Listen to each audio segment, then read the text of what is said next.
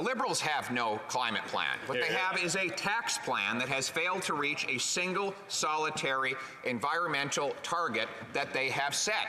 Meanwhile, gas prices have hit $2.40 a litre in Vancouver. This is the same city which is the third most overpriced real estate market on earth. In other words, people can't afford to drive, they can't afford homes, and with food prices rising faster than in 40 years, they can't afford to eat either. Will the government show some compassion for British Columbians and Canadians and cancel its plan to triple the tax? The Honourable Deputy Prime Minister.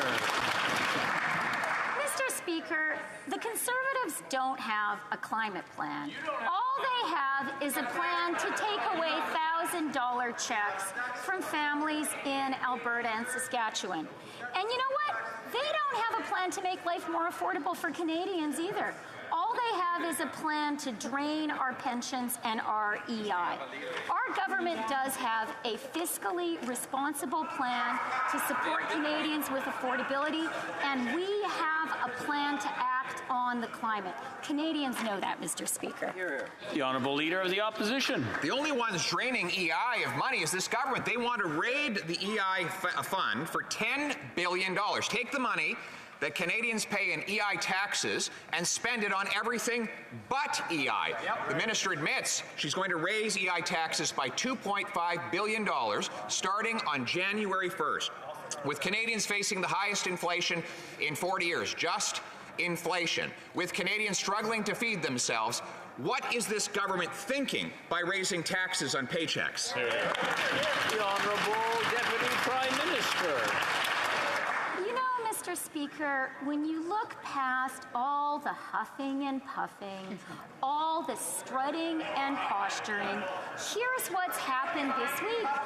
The Conservatives have done a U-turn and accepted our targeted and fiscally responsible plan to help 11 million vulnerable Canadian families with GST rebates of nearly $500. Now it's time for the Conservatives to drop their utterly reckless scheme to drain our pensions and EI, and to support our plan to help Canadians pay their rent and take their kids to the dentist. The Honourable Leader of the Opposition. The government has been draining the paychecks and pocketbooks of Canadians. Just this week, the Angus Reid Institute published a poll showing that 51% of Canadians are struggling to eat. In Canada, a G7 country, the majority of people cannot afford groceries. That is 7 years of this Liberal government. Canadians are out of money. This government is out of touch. Why won't they cancel their tax hikes so Canadians can afford to eat? The Honourable Deputy Prime Minister.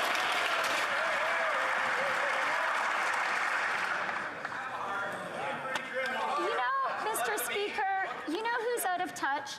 The people who are out of touch are a party that believes it's a good idea to slash our pensions and to undermine the EI system. You know what else is out of touch? It's out of touch not to have a plan to act on climate. And you know why that's out of touch, Mr. Speaker? Because our customers, our clients, the US and the EU, they are taking climate action. They will only buy Canadian products if we take climate action too. Well, Leader of the Opposition.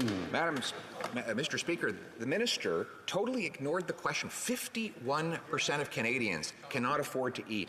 Food bank use has tripled and hits record every single month, according to the Daily Bread Association. Students are living in homeless shelters while they study. This is Canada.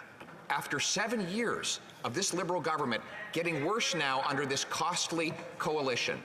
Will they wake up to what's going on in this country and cancel their heartless tax hikes? The Honourable Deputy Prime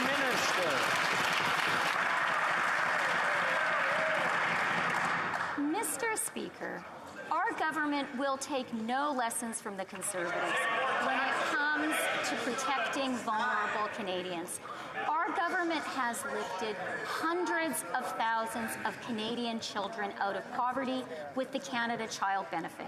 We have lifted seniors out of poverty by increasing the OAS and by reversing the ruthless, cruel, conservative